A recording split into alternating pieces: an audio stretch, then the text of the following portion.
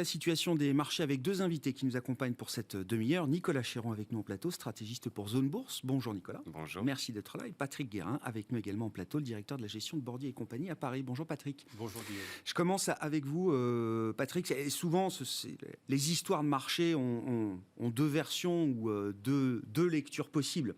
Quelle est la lecture que vous faites là de l'agitation autour des banques centrales en ce jour précis, réunion d'urgence à la Banque Centrale Européenne sur la question de la fragmentation et des spreads, réunion prévue évidemment de la Fed, mais avec l'idée que on est peut-être prêt à ne pas tenir la parole donnée, c'est-à-dire l'idée des 50 points de base qui avaient été balisés, mais peut-être qu'il faudra en faire plus, comme le demande le marché aujourd'hui. Est-ce qu'on se dit...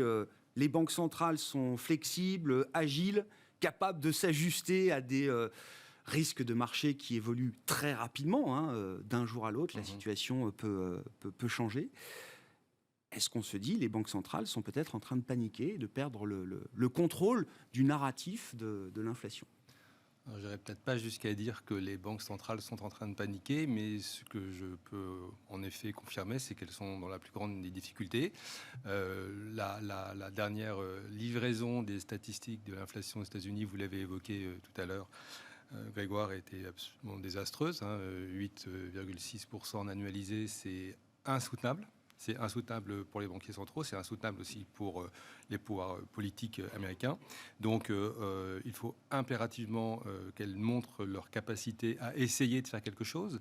Je dis bien essayer, parce qu'elles ont un moyen d'intervenir sur la demande, pas sur l'offre, on le sait. Et par exemple, la hausse du prix du pétrole, c'est quelque chose qu'elles ne contrôlent absolument pas et qui participe de la hausse de l'indice.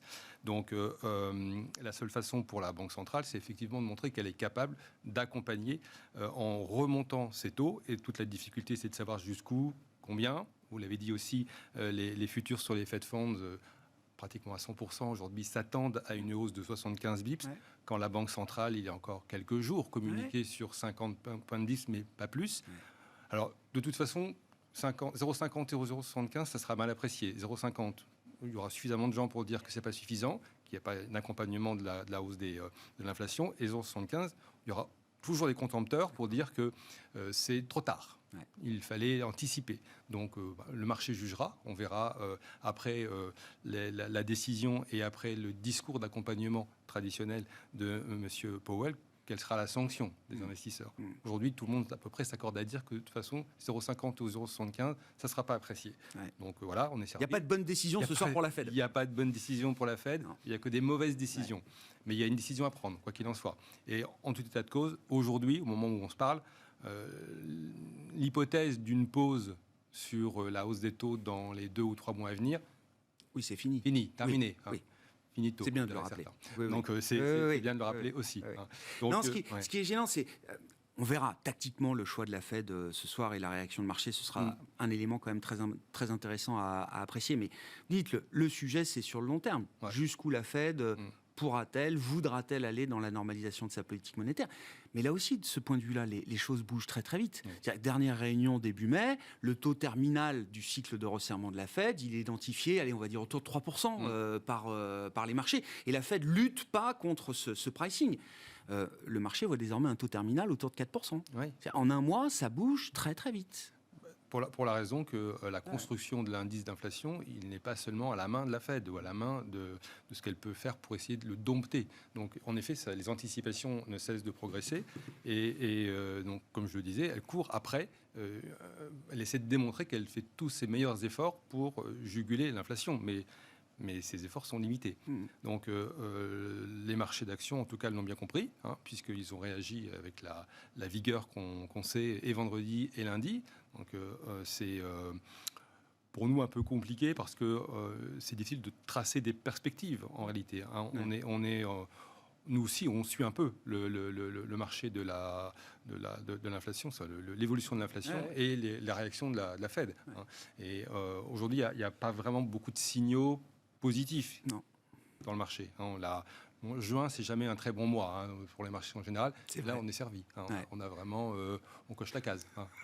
Oui, d'autant que les mois précédents n'ont pas été fameux non plus, en tout cas pour cette année 2022. Si on prend le sujet de la BCE, alors qui a toujours une couche de complexité supplémentaire du fait l'état institutionnel de la zone économique et monétaire. Et donc, normaliser, c'est bien, mais le coût de la normalisation zone euro, c'est toujours ce risque de fragmentation.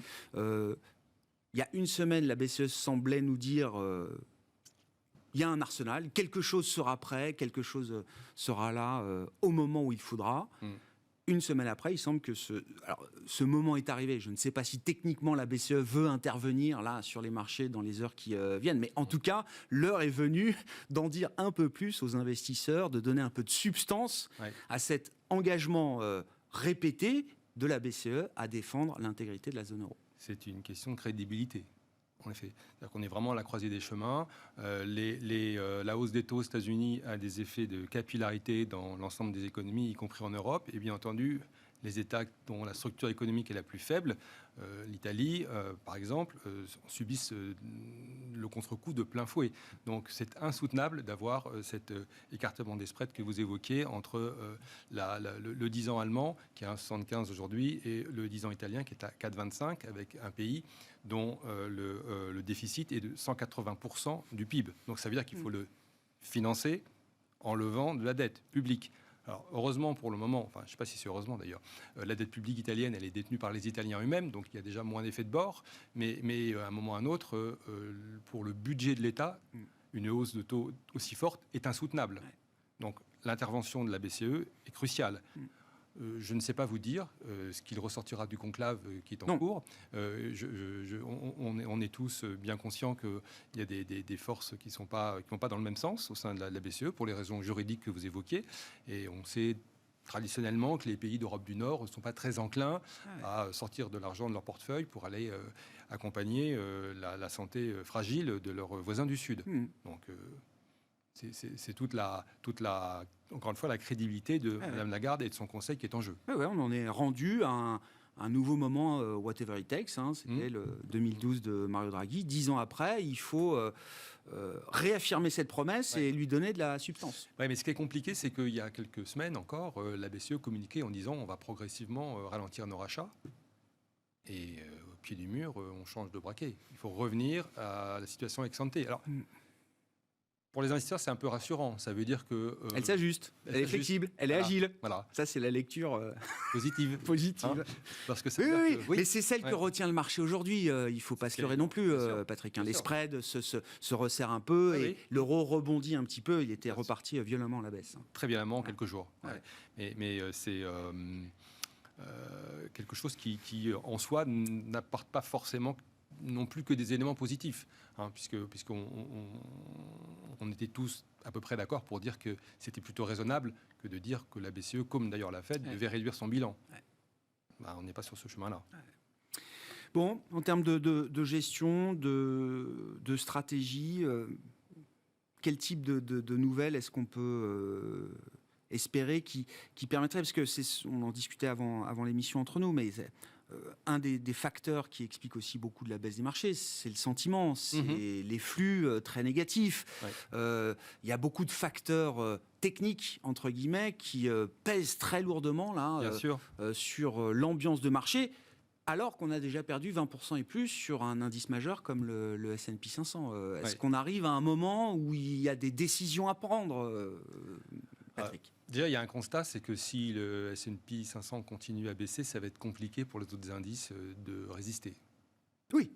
Bon, ça, c'est la réalité. Ça reste la référence. C'est la référence. On a vu, par exemple, comment ça s'est traduit sur les marchés chinois, où on a eu une petite embellie. Mais si on reste dans un bear market aux États-Unis, je ne vois pas très bien comment... On ne sortira pas du bear market chinois. Pas tout seul. Oui. Pas tout seul. Maintenant, il faut des signaux, en effet, des signaux positifs. Alors, il peut y en avoir plusieurs. Ce n'est pas extrapolé que de dire que dans l'hypothèse d'un apaisement du conflit russo-ukrainien, qu'on appelle tous de nos voeux, bien entendu, ça se traduise par un soulagement pour les investisseurs. Incontestablement, ça sera un effet positif. On ne peut pas savoir si ça aura lieu, mais ça sera un effet positif. Une décélération de l'inflation, même minime, sera aussi un signal qui sera scruté, vous l'imaginez bien, avec beaucoup d'attention. L'évolution de la situation sanitaire en Chine, également, sera un élément positif. Donc, si ça s'améliore, j'entends, bien entendu. Donc, on va regarder ça avec attention. et on en traduira des conclusions et surtout des applications pratiques dans les portefeuilles de nos clients, puisqu'aujourd'hui, on a choisi depuis le début du mois de mars, j'avais eu l'occasion de vous l'indiquer, d'adopter une position vraiment sous-pondérée sur les actions et de conserver une poche de cash suffisante pour être opportuniste. Alors, on saisira les opportunités, si opportunité il y a. Oui, c'est ça. Mais pour l'instant, vous restez sur les recommandations du mois de mars, c'est-à-dire qu'il n'y a pas de raison de revenir à plus de pondération action que... Tactiquement, non. Tactiquement, non. C'est pour nous une façon de gérer, justement, que ne pas investir. Oui, c'est une décision de gestion. Merci beaucoup, Patrick. Avec Patrick plaisir. Guérin, qui était avec nous en plateau, le directeur de la gestion de Bordier et compagnie. Merci, Grégoire.